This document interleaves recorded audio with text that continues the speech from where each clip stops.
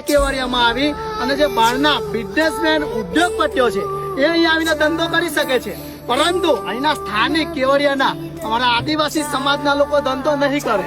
તો મિત્રો હું એક વસ્તુ કહેવા માંગુ છું કે ભીલ પ્રદેશની સીમાઓ જો સરકાર એટલી બધી જો ઉપર હોય તો ખાલી ભીલ પ્રદેશના કાયદાઓ બતાવો.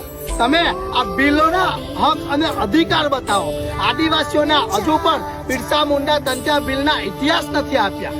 જો અમારો સમાજ અમારો ઇતિહાસ જાણશે તો એ આ પોલીસ પ્રશાસન સામે લડશે. આજે હું કહેવા માંગુ છું કે અમારા ફોન અમારા બધા સમાજના લોકોના ફોન ડિટેલ હતા, કારણ કે અમારો સમાજ એ આજે એક થઈ રહ્યો છે એની બીક છે. તો મિત્રો હું તમામ નેતાઓને પણ અહીંયાથી આહવાન કરું છું કે અમે અમારા માટે નથી લડતા, અમારા બાળકો માટે પણ અમે અહીંયા લડવા માટે આવ્યા છે. આજે ભીલ પ્રદેશની સીમાઓ જોઈએ કે અંબાજીથી ઉમરગામ સુધી અમારો આદિવાસી પત્તો લાગે છે. ખરેખર અમારો સમાજ આ કેવડિયામાં નહીં રહે તો શું પાકિસ્તાનમાં રહેવા જવાનો છે? આજે અમે જોઈ શકીએ છીએ કે અમારી માતા બહેનો અહીંયા પોતાના રોજગાર માટે જે પણ નાનો મોટો ધંધો કરે છે એ એમના બાળકોને ભણાવવા અને ગણાવવા માટે કરે છે. પણ આજે ખુલ્લું એક વસ્તુ સ્પષ્ટ દેખાય છે કે અમારા બાળકો ખેતરમાં જશે તો એમને શિક્ષા કોણ આપશે?